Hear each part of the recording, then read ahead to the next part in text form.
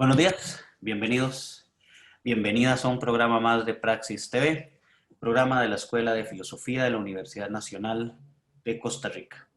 Hoy nos acompaña una compañera, una amiga, Erika Calderón Rojas, académica del Centro de Estudios Generales de la Universidad Nacional. Además, filóloga, hizo su maestría en literatura latinoamericana y actualmente hace el doctorado en estudios de la sociedad y la cultura en la Universidad de Costa Rica. Y bueno, tiene una labor interesante también de esos trabajos ajenos a la universidad altruista en muchos casos, que es ser la directora académica de la Fundación Leer IBI, Costa Rica. ¿Cómo estás, Erika? Hola, buenos días Esteban, buenos días a todas las personas que nos están viendo. Muchas gracias, es un gusto estar por acá con ustedes para conversar sobre este tema que para mí es muy apasionante, el cómic. Bien, sí, vamos a conversar sobre el cómic y las formas de representación de las mujeres en el cómic. Y bueno, a ver, pero estás en el doctorado trabajando, ¿verdad? Este tema, ¿verdad? Específicamente en el tema de Wonder Woman.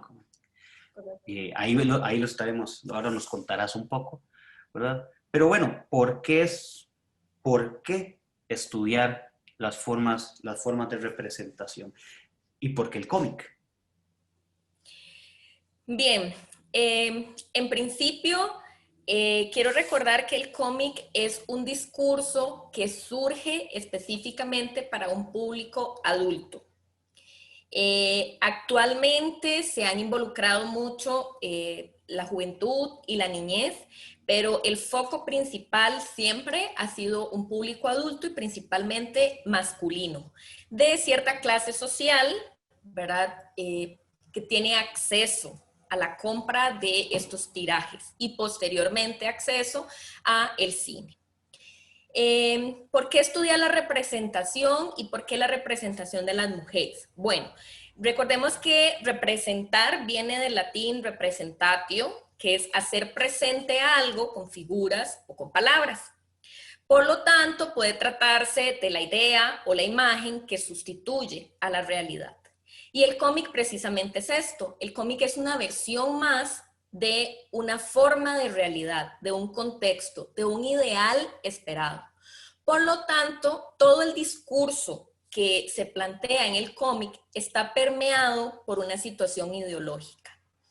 Parece a simple vista un discurso muy light, algo solamente para entretener, pero definitivamente todo lo que está sucediendo en el contexto histórico, político, económico, social, inmediato, está inmerso ahí en el cómic. Y por supuesto, la forma en que las mujeres se han representado históricamente tiene que ver con el concepto social y por ende el concepto patriarcal o lo que estamos esperando directamente de las mujeres, las posibilidades que tienen, las limitaciones, la forma en que necesitamos verlas, idealizarlas, tanto físicamente como en su manera de pensar. De ahí que sea realmente un discurso muy pesado, digno de analizar. Yo lo hago específicamente desde la semiótica, que es pues una de las herramientas principales de la literatura, pero puede leerse el cómic desde diferentes posibilidades, desde la filosofía, desde la antropología, desde la psicología, el psicoanálisis. En realidad es un material bastante fuerte para poder discutir sobre situaciones sociales desde hace mucho tiempo y que se arrastran de esa forma hasta lo contemporáneo. Sí, estás entrando en un punto ahí que me parece importante, porque en efecto, eh, la forma incluso en que ha sido utilizado el cómic, ¿verdad? Como herramienta política. Por ahí hay una serie documental, creo que es una serie documental, que habla sobre la historia del cómic, ¿verdad? Y nos cuenta incluso varias cuestiones y que son interesantes, que ya uno podría ver claramente en varias ediciones, pero por ejemplo, como en la Segunda Guerra Mundial los personajes de los cómics van a pelear la segunda Guerra, ¿verdad? Y entonces, cómo se utiliza para contextos muy concretos, ¿verdad? Y dependiendo del contexto, así se desarrolla, y así se desarrolla el cómic. Vamos a hablar de esto mucho más adelante, pero incluso la forma de adaptación de los cómics a las películas, al cine, ¿verdad? Ha venido a modificar contextos y adecuar quiénes son o de dónde provienen los enemigos, ¿verdad? Que eso también es bastante interesante en el cómic. Ujú, ujú. Claro, bueno, el cómic no es nada contemporáneo, ¿verdad? El cómic surge aproximadamente entre 1895 y 1986, donde se dan fenómenos interesantes en Estados Unidos y en Europa, fenómenos que cambian la historia, que son el cine, la radio y además los cómics, ¿verdad? Desde ahí entonces surge como una idea de crítica, de satírica, de esta combinación entre la imagen y la palabra, donde se previa o se premia la imagen. Eso es lo más importante. Y la palabra es un acompañamiento.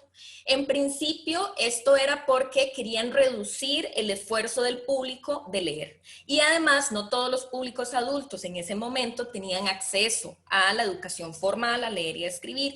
Por lo tanto, la imagen era una cuestión bastante importante para captar cada vez más seguidores.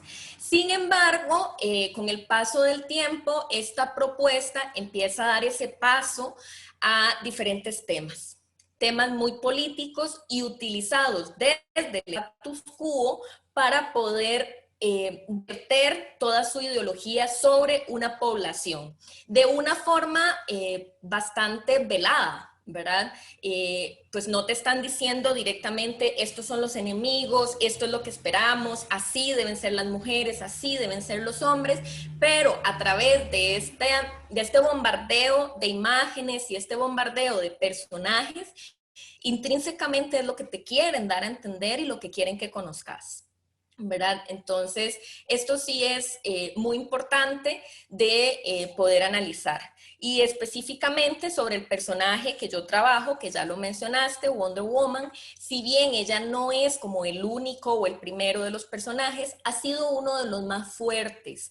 Es la figura femenina icónica en el cómic. Ella nace en los 40, 1941 aproximadamente. William Moulton Marston es su creador original. Aparece por primera vez en All Star Comics número 8. Y desde ahí entonces viene aprovechándose esta figura prototípica para dar un montón de ideas, ¿verdad? Y para lanzar sutilmente un montón de propuestas sobre los papeles de la mujer dentro de la sociedad, sea dentro de una sociedad real, lo que el patriarcado está esperando de nosotras, o sea en una realidad ficticia que es en donde realmente ella se desarrolla. Sí, ahí estás entrando a un tema interesante que es a donde incluso quería preguntarte, ¿verdad? Eh, ¿Por qué? ¿Por qué escoger precisamente esta figura de Wonder Woman para hacer este análisis, ¿verdad? Que incluso, bueno, ya le hacen una peli, en la actualidad incluso se trata de utilizar el icono, la imagen de la Mujer Maravilla para ciertas cuestiones, eh, pero su desarrollo en los cómics, que bien lo mencionas, es posiblemente es una mujer súper fuerte, ¿verdad? El cómic, supeditada también a muchas interacciones, ¿verdad? Pero por qué fijarse ahí y por qué querer hacer ese análisis? Bien, desde siempre he tenido contacto con el cómic y con Wonder Woman, ha sido una figura bastante importante para mí.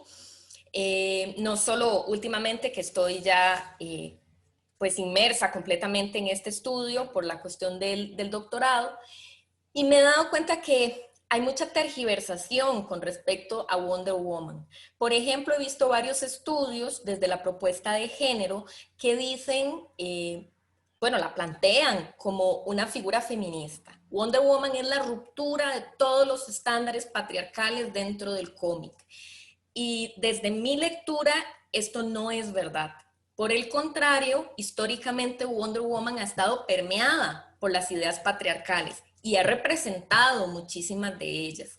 Por lo tanto, estudiar a Wonder Woman es poder contextualizar una realidad histórica desde la propuesta de género de cómo en las sociedades y en las diferentes etapas de la sociedad se ha estereotipado a la mujer. Se le ha restringido a ciertas posibilidades y supuestamente esta figura tan importante de empoderar a la mujer, empoderar a niñas, a jóvenes que tienen acceso al discurso, y generalmente la mayoría de las personas accede más al discurso fílmico y no tanto al tebeo impreso en sí, no es una realidad tan fuerte como la plantean, ¿verdad? Sí es una mujer empoderada, sí tiene grandes características que la hacen diferente a muchas otras en su contexto, pero siempre ha estado supeditada al mando masculino. Y por lo tanto no es suficiente este discurso para poder hablar de una equidad real de las mujeres dentro de la ficción, dentro de los cómics, dentro de las superheroicidades y mucho menos dentro de la sociedad actual. Sí, a ver, estás ahí entrando a una parte porque posiblemente mucha gente que esté viendo nos va a decir, pero ¿cómo? ¿Verdad? No, pero hay cosas, por ejemplo, hay un detalle o un elemento en el cómic de Wonder Woman que me parece interesante. Por ejemplo, ya es el posguerra, ¿verdad? Donde los superhéroes masculinos continúan, pero ella decide ser ama de casa, ¿verdad? Y está en el cómic. O sea, ella vuelve a ese rol. Vamos a ubicarnos en el contexto histórico, donde en la Segunda Guerra Mundial las mujeres tenían que ir a las fábricas, pero en el momento que termina la guerra, las mandan de vuelta a ser amas de casa y les dicen muchas gracias por sus cosas, pero vuelvan a sus hogares, a hacer donde les corresponde estar. Y entre ellas, la Mujer Maravilla también. Sí. Sí, es interesante porque, bueno, recordemos que Wonder Woman es una semidiosa, ¿verdad? Ella proviene de las Islas de las Mujeres, lo cual no está relacionado con el mundo de los humanos directamente, y ella llega acá a la fase humana, ¿verdad? Al terreno humano para colaborar en la Segunda Guerra Mundial, específicamente a Estados Unidos. Y posterior a esto, ella decide quedarse acá porque se da cuenta de que a pesar de que ha finalizado la guerra, todavía queda mucha maldad en la tierra. Entonces ella quiere entregarse por completo al servicio y al cuidado de los seres humanos. No obstante, ella tiene que renunciar a su capacidad superheroica y a todos sus dotes intrínsecos porque es una semidiosa para ser ama de casa. Ella se enamora, es decir, tiene el gran problema de casi todas las mujeres en el cómic, ¿verdad? Es exageradamente maternal, se enamora y entonces ya tiene como todos estos rasgos femeninos característicos del patriarcado que supuestamente todas las mujeres tenemos, y va a representar esta figura de el ama de casa. No puede hacerlo incluso de forma paralela, tiene que dejar por completo su mundo de Wonder Woman y convertirse en Diana Prince para poder llevar a cabo una vida en paralelo con todas las características y todas las restricciones que tienen las mujeres una vez que deciden formar una familia. Sí, y ahí, a ver, estamos entrando en dos temas muy interesantes, ¿verdad? Y que podemos retomarlo, nos quedan un par de minutos para este bloque después de la pausa, pero tenemos, aquí está el tema ideológico, porque ella tiene que ir a pelear en la Segunda Guerra Mundial al lado de los buenos, ¿verdad? Inmediatamente, ¿verdad? Lo que queremos considerar quiénes eran los buenos, ¿verdad? Y la forma en que es utilizada su imagen, ¿verdad? Como propaganda. Y por otro lado, una cosa que mencionas ahorita y que no se nos puede olvidar, porque sí se menciona el tema de que se enamoran las mujeres, qué problema, y alguien podría llegar y decir, pero bueno, la imagen más icónica de Superman es salvando a Luisa Lane, ¿verdad? pero de un momento a otro, o bueno, o Batman que se enamoró, en los cómics se enamora de diversas, ¿verdad? Pero siempre, ¿verdad? Tienen la capacidad de separar. Además, Superman es Superman, entonces puede ir muy rápido, salvar a Luisa y volver, ¿verdad? Sí. Pero además viene también la forma en que se representa a Luisa Lane, ¿verdad? Que es la mujer que lo mete en mil problemas, porque es la mujer normal, no es la superheroína, ¿verdad? Eh, los otros que se paran abiertamente tienen toda esa capacidad de hacerlo y que eso no interrumpe en su labor heroica. En cambio, en ella sí le interrumpe en Sí. su labor heroica. Entonces, bueno, eso es un tema que podemos ver en el siguiente bloque. Tenemos que ver esos dos temas en el siguiente bloque, son súper importantes, y ya regresamos a Praxis TV.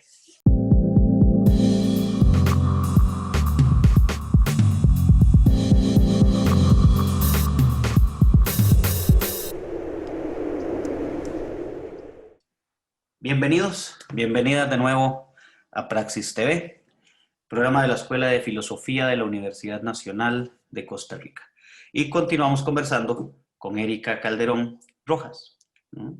Académica del Centro de Estudios Generales de la UNA, sobre el cómic y las formas de representación de la mujer.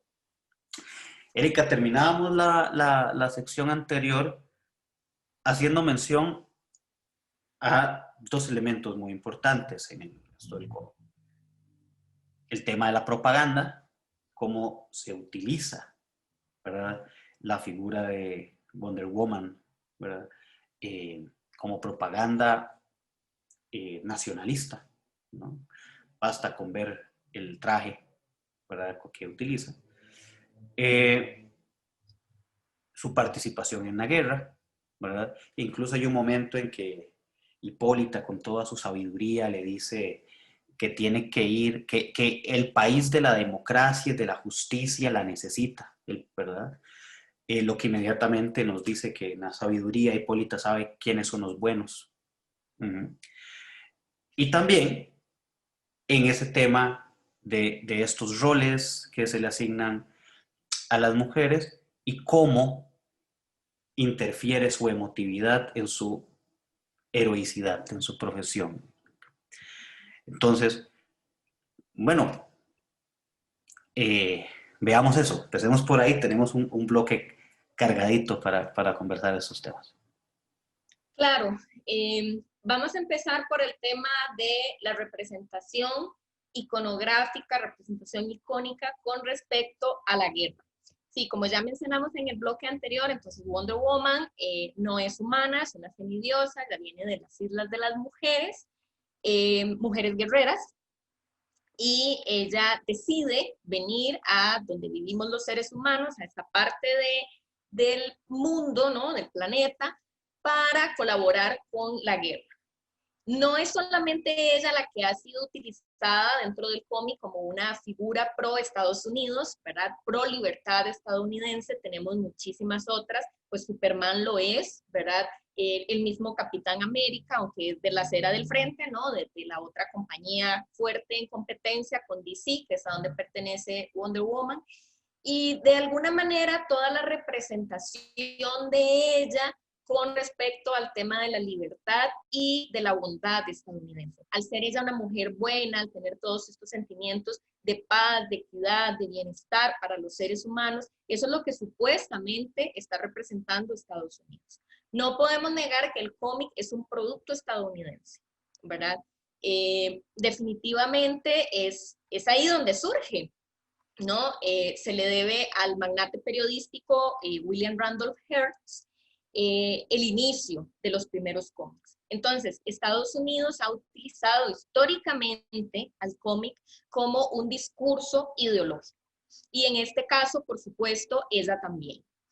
Es muy interesante entonces, como mencionaste, su traje tiene esta perspectiva icónica sobre la postura ideológica y la postura política que se desarrolla en ella. Les quiero mostrar esta imagen de Wonder Woman, ¿verdad?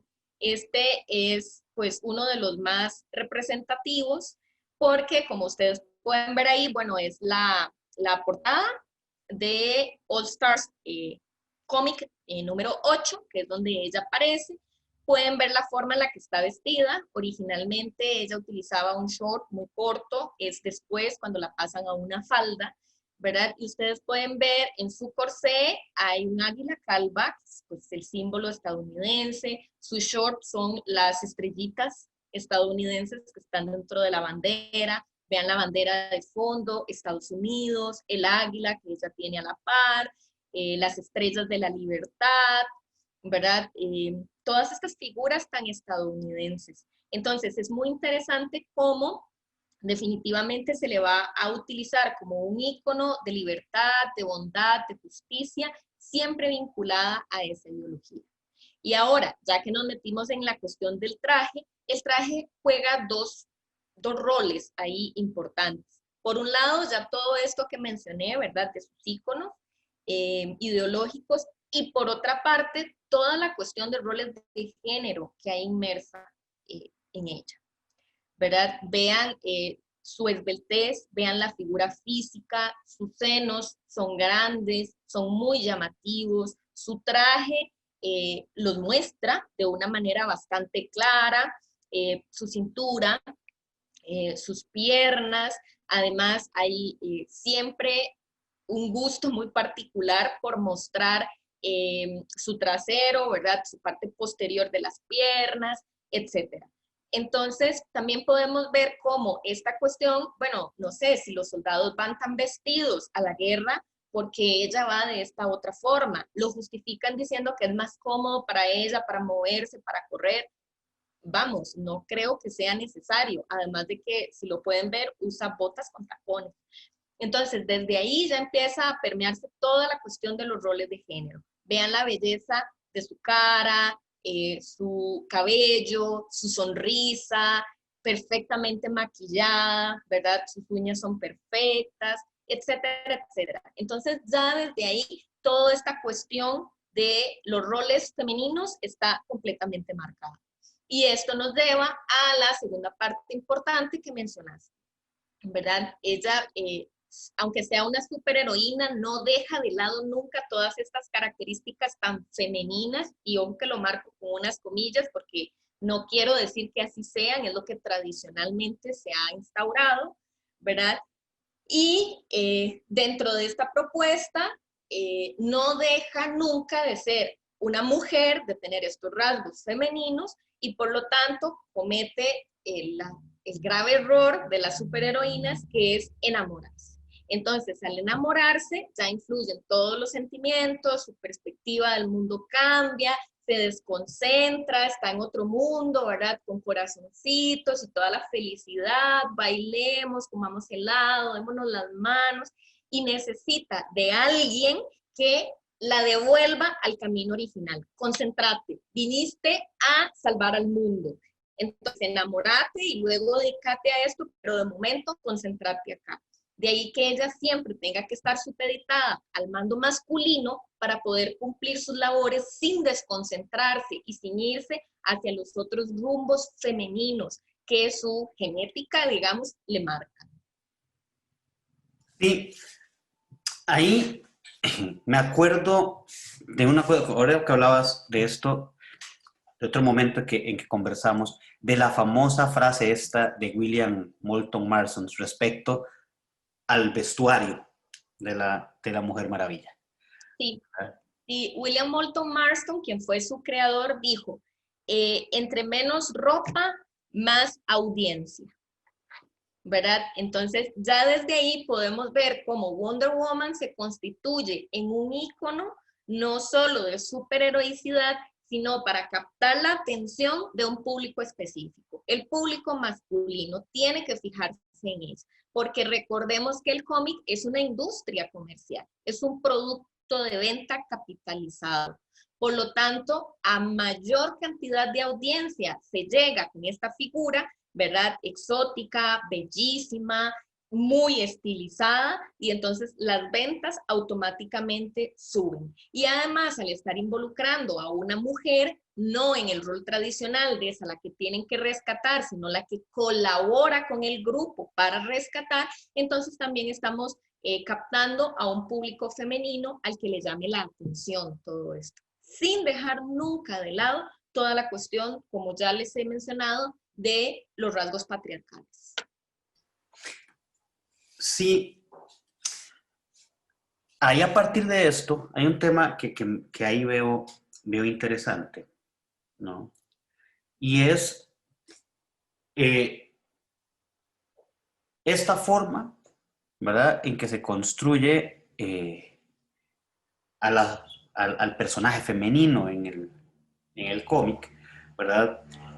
Esta cantidad de vestuario en La Mujer Maravilla, que alguien podría decir que encontramos algunas otras, sobre todo en la compañía de Marvel, donde sus trajes más bien son como más tapados, pero son súper ajustados al cuerpo, ¿verdad? Eh, la forma en que esta escasez de ropa, ¿verdad?, en el caso de su traje, se traslada a la pantalla, la forma en que el cine lo aborda, ¿verdad? Se vuelve interesante, ¿verdad? Interesante de analizar, ¿verdad? Porque al fin y al cabo, entonces, vos dices una cosa ahí que me parece interesante, salvo el mundo en tacones, ¿verdad? ¿Verdad? Me parece que es ir viendo estos elementos, ¿verdad?, que están por ahí. Pero también hay otro, y eso me parece que se nos había ido por ahí, y es el discurso del poder, Ujú, ¿verdad? ujú. Porque ella es una semidiosa, sumamente poderosa, ¿verdad? Pero, por ejemplo, en la Liga de la Justicia, ¿verdad?, no lleva la batuta. No, no, definitivamente esto también es muy importante, porque, bueno, siempre las propuestas de género y poder han tratado de ser analizadas de forma paralela, porque definitivamente el ejercicio del poder tiene que ver con los roles de género. Y en este caso podemos verlo marcado de una forma muy clara. Ya lo dijiste y lo habíamos hablado en el bloque anterior, ella es una semidiosa. Tanto en la película como en el cómic está esta imagen icónica de cuando ella puede detener las balas con sus brazaletes, ¿verdad? Entonces, esto es fundamental. Vean todo lo que ella puede hacer. Tiene el lazo de la verdad, tiene un grado de inmortalidad. Por lo tanto, ella podría ser el personaje más fuerte de la Liga de la Justicia cuando ya hay una reunión de varios superhéroes, ¿verdad?, que quieren pues confabularse para salvar al mundo. Pero ella dentro de la Liga de la Justicia cumple un papel muy importante que es casi siempre el del rol pacifista, porque sabemos que entre Superman y Batman hay todo un rollo ideológico, ¿verdad?, por el ejercicio del poder. Batman no es que quiera ejercer el poder, pero él sabe o cree saber cuál es la solución para el mundo, y Superman, pues por su cuestión tan fuerte y quiere dominar, y ella siempre está en el medio diciéndoles, tranquilicémonos, a ver, entre todos juntos vamos a poder hacerlo, no nos estresemos de más, calmémonos todos, ¿verdad? En vez de tomar ella el papel fundamental y la batuta, ¿no? Nunca lo hace. Nunca puede ser Wonder Woman quien tome las decisiones de peso y de poder. Siempre son las figuras masculinas. Por lo tanto, dentro del discurso del cómic queda muy claro cómo el poder es un ejercicio masculino y las mujeres están supeditadas al mando masculino porque son ellos quienes saben cómo puede hacerse y ellos no se distraen. Ellos saben cuál es su misión y pueden dominar, tener un amor, una familia y salvar al mundo. En cambio, las mujeres no. A Wonder Woman, entre estos dos hombres, siempre tienen que encauzarla, supuestamente, a que recuerde cuál es su labor, cuál es su función y cuál es su papel dentro de la Liga de la Justicia y dentro de la superheroicidad. Por lo tanto, ahí también es una cuestión bastante fuerte. Las mujeres al poder definitivamente no. Esto es lo que nos refleja la sociedad patriarcal tradicional y en el cómic el discurso está directamente presente.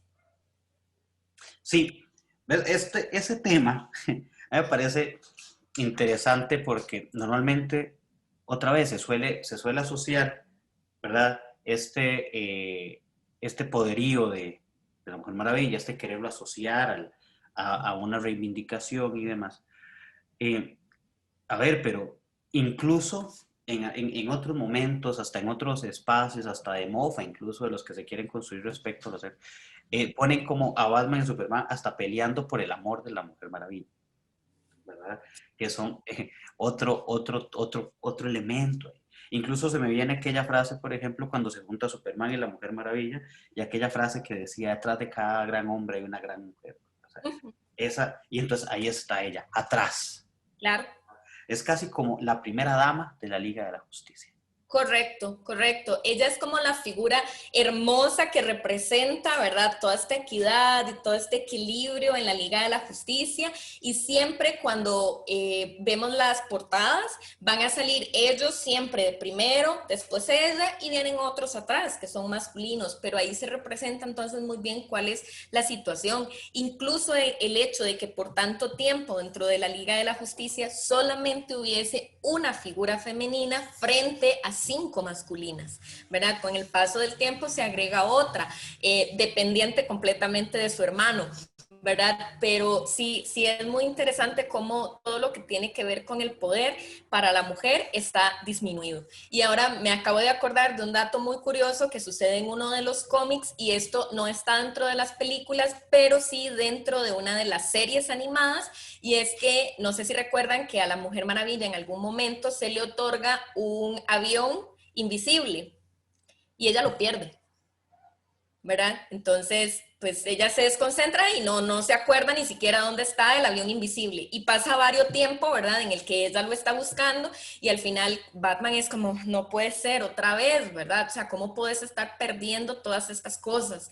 Entonces, desde ahí ya todos los discursos de lo femenino y de lo masculino están muy marcados hacia ese desnivel ideológico y social que conlleva el patriarcado. Sí, ya tenemos que hacer un segundo corte. A ver, pero nos quedan un montón de temas. Nos queda este paso que veníamos mencionando antes, creo que ahí me adelanté un poco, respecto al cine, ¿verdad? Eh, y además, a ver, también en el tema del poder, ahí hay varias cosas interesantes. La reacción de la gente ante la posibilidad, por ejemplo, no solamente viéndolo en el caso de Wonder Woman, por ejemplo, me parece interesante ver ahora, si vamos que hablemos un poco del cine, eh, la controversia frente a Brie Larson haciendo Capitana Marvel, que toda una crítica enorme a su cuerpo respecto a que no era tan espectacular como Scarlett Johansson, como La Viuda Negra o como Gal Gadot, como Wonder Woman, ¿verdad? Y además como el enojo de que como Capitana Marvel iba a liderar a los Vengadores, ¿verdad? Y esa reacción difícil del público a la hora de querer ver esto, a pesar de que en el cómic, en efecto, Capitana Marvel es súper poderosa, sin olvidar que heredó esos poderes del Capitán Marvel. Pero bueno, vamos a ir a un corte y ya regresamos a Praxis TV.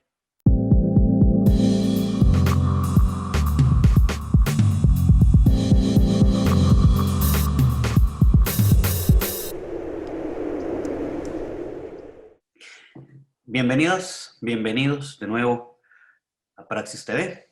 Continuamos conversando sobre el cómic, sobre las formas de representación de las mujeres en el cómic con Erika Calderón Rojas, académica del Centro de Estudios Generales de la Universidad Nacional. Erika, veníamos o terminábamos el bloque anterior haciendo mención al tema del cine, este paso que se ha dado arrollador en la industria del cine, con las adaptaciones del cómic. Y en este proceso de adaptación, ¿verdad? Ha habido y está evidentemente también la forma en que se seleccionan a las actrices que van a representar a estas mujeres, ¿verdad? Vemos, por ejemplo, escenas en Wonder Woman, incluso en Justice League y en Batman versus Superman, estas dos últimas películas de muy ingrata memoria, ¿verdad? Pero son momentos en los que, por ejemplo, ella aparece, en sus momentos se resalta lo terriblemente hermosa que es ella, pero ¿verdad? Hay muchas escenas de estas, por ejemplo, donde cae como arrodillada y la toma empieza desde como la entrepierna o empieza a subir por la pierna, empieza a moverse, ¿verdad? Se les recalcan sus aspectos físicos, ¿verdad? Sobre muchas otras cosas, ¿verdad? Lo mismo con Scarlett Johansson como la viuda negra, ¿verdad? Que es sumamente imponente en muchos aspectos y siempre se fija en el cuerpo de ella. Y como mencionábamos lo que pasó con Brie Larson, donde la gente se le vino encima, ¿verdad? Porque no era despampanante. Entonces, y su película no tenía esos elementos, y que cómo iba a ser la más poderosa del universo, ¿verdad? Vamos por ahí, a ver este paso que también es interesante y que va a otra gente que no propiamente consume el cómic y las películas. Correcto. Bueno, como vimos, el cómic es una industria comercial capitalizada, no siendo suficiente el veo escrito, que pues se ha popularizado un poco más, pero sí es un elemento de un valor económico alto, pues se pasan todas estas imágenes, todos estos personajes y situaciones de lo gráfico hacia el cine. Y entonces ahí viene otro movimiento industrial bastante fuerte, otro tipo de público al que le llama la atención. Es poco el público que tiene como ese gusto por ambas partes, por lo gráfico y por lo cinematográfico, pero la mayoría de la gente lo que consume con respecto al cómic es lo que hay en el cine, lo que se plasma en el cine. Y podemos ver cómo por año los fieles del cómic estamos esperando entre 5, 6, 7 películas relacionadas con, ¿verdad? O basadas en los personajes del cómic. Por lo tanto, este espacio también es bastante interesante de analizar y la forma en la que de ahí también surgen un montón de representaciones de la mujer, porque desde una propuesta bastante clásica, ¿verdad? Bastante mítica, relacionada con otras propuestas de heroicidad, principalmente Joseph Campbell como teórico de análisis, la belleza física es un factor fundamental dentro de la heroicidad y por supuesto dentro de la superheroicidad. Entonces podemos ver siempre cómo las figuras que van a representar tanto a los superhéroes y superheroínas deben ser los sex appeal del momento, ¿verdad? Y entonces ahí vamos a resaltar muchísimo más esta caracterización de la belleza y la hipersexualización de la imagen de las mujeres, porque no basta solo con que sean bellas, con que su cuerpo sea muy esbelto y se muestre de una forma bastante clara, sino que también vamos a escoger una cuestión de popularidad, de sofisticación y poca ropa, de ahí que su cuerpo sea lo más importante. No nos interesa tanto la forma de pensar, la intelectualidad de ninguno de estos personajes. Lo que más nos interesa en la gran pantalla es su presencia física, la belleza exagerada que tienen que mostrar estas mujeres. En sí mismas, bueno, ya son muy bellas, pero aún así todavía hay un proceso bastante fuerte, ¿verdad? No sé si esa es la palabra correcta, como Photoshop o algo por el estilo, para resaltar aún más estos rasgos físicos femeninos de ellas, que serían sus piernas, su cintura, su trasero y los senos. Entonces, por supuesto que esto se va a constituir en algo fundamental, ¿verdad? Lo más representativo dentro del cine. Sí, eso es, digamos, un tema, y es muy visible, es muy evidente, ¿verdad? Esto, ¿verdad? Hay otros aspectos, ¿verdad? Y que me parece aquí interesante también, ver Ya lo mencionábamos en el bloque anterior, por ejemplo, esto respecto a Capitana Marvel, ¿verdad? Y su papel en el cómic y cómo en la película, no tanto en la de ella, ¿verdad? Sino más bien ya en Avengers, cómo le bajan un poco, ¿verdad? Ese tema que en el cómic sí lo tiene muy presente, ¿verdad? Ese poder del personaje, ¿verdad? Pero volviendo a Wonder Woman también, es ver esas diferencias marcadas que pueden haber entonces entre el cómic y lo que pasa en la película, ¿verdad? Hay algunas, ¿verdad? Digamos que son eh, elementos muy claros, ¿verdad? No solo en ella, ¿verdad? O sea, pienso en los elementos que tratan de utilizar del Batman de Frank Miller en Batman versus Superman y el cambio abismal que hay de lo que pasa en el cómic al otro lado, donde hasta ideológicamente ubican a Batman en un punto donde no es, porque acordémonos que en el cómic Superman es como el perrito faldero de Reagan, ¿verdad? Y se agarra con Superman porque quiere seguir instaurando los ideales de Reagan y lo que Reagan dice para Estados Unidos, ¿verdad? Pero en La Mujer Maravilla encontramos, por ejemplo, que en la película es ingenua, en la película se le tilda de loca, en la película es súper impulsiva, nada estratégica. A ver, viene una isla de guerreras, ¿cómo vas a decir que no es estratégica la Mujer Maravilla? ¿Cómo vas a eliminar ese elemento? ¿Cómo vas a eliminar el elemento que tiene de sabiduría en el cómic también, ¿verdad? O sea, hay elementos, ¿verdad? Que incluso, si ya bien decíamos, que hay otros elementos que representan o siguen siendo firmes del patriarcado, hay otros elementos de la propia heroicidad del personaje, ¿verdad? Que se eliminan de la película, ¿verdad? Sí, podemos decir básicamente que el mundo del cómic a nivel gráfico y el mundo del el cine basado en el cómic son completamente diferentes. Son dos discursos diferentísimos que van por lados muy diversos. Incluso lo que se muestra ahí ideológicamente también difiere, ¿verdad? Tal como dijiste, en los cómics ella es una mujer muy estratégica, ella sabe qué es lo que hay que hacer en cada uno de los momentos de la guerra. A ella no le sorprende la guerra, vamos, son mujeres guerreras. Esta es una de las razones básicas de su existencia.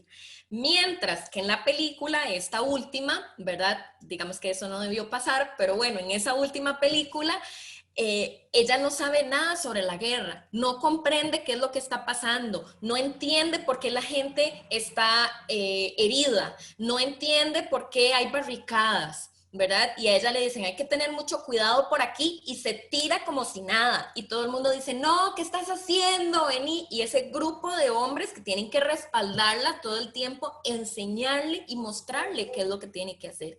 Esa imagen de Wonder Woman en la película es muy degradante con respecto al personaje original, porque nunca hubiésemos visto una Wonder Woman en el mundo del cómic que presente ese nivel de ingenuidad y de desconocimiento.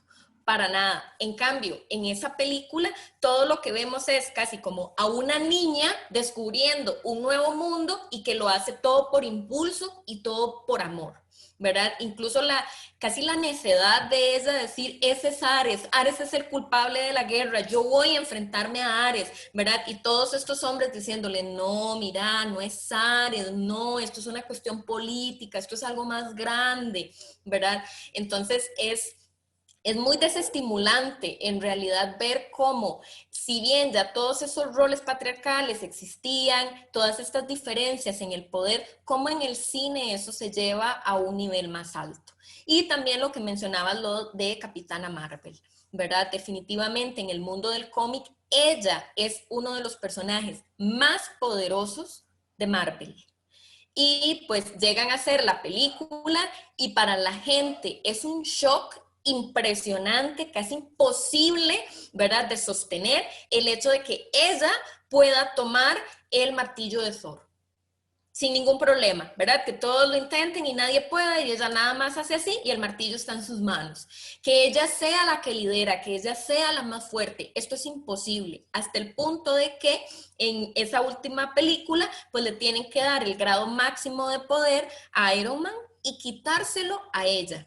A ella la vence Thanos con hacer esto, ¿verdad? Un mínimo movimiento, un mínimo chasqueo y Capitana Marvel está completamente inutilizada. ¿Por qué? Porque para el público consumidor de las películas todavía es muy difícil, desde mi lectura, quitarse ese estereotipo de que los hombres tienen que ser los más fuertes y las mujeres todavía no pueden liderar. Son importantísimas, sí, qué bien que hay heroínas, pero son un toque. ¿Por qué? ¿Por qué? Porque ellas tienen más poder. Y aunado a esto, pues la cuestión física, ¿verdad? Ella no cumple todo este estereotipo como actriz para ser tan guapa como las demás que queremos llevar al cine. Entonces, ¿cómo se te ocurre que un personaje tan importante como Capitana Marvel va a ser representado por una mujer que no cumple todos esos estándares de belleza tan fuertes? Sí, ahí, ¿verdad? Vemos, esos elementos son interesantes. Ver si el público, lo que también demuestra esto otro que decías, ¿verdad? Posiblemente el público más asiduo al cómic no extraño el poder de la Capitana Marvel, ¿verdad? Pero el público que se limita solo a las películas, ¿verdad? En efecto le resulta muy chocante, ¿verdad? Además, el papel de Capitán América, de Thor, de Hulk, ¿verdad? Ellos son los que tienen que salvar el mundo, ¿verdad? No ella, ¿verdad? ¿De dónde aparece? ¿Cómo la van a meter? ¿Qué es lo que sucede? ¿Verdad?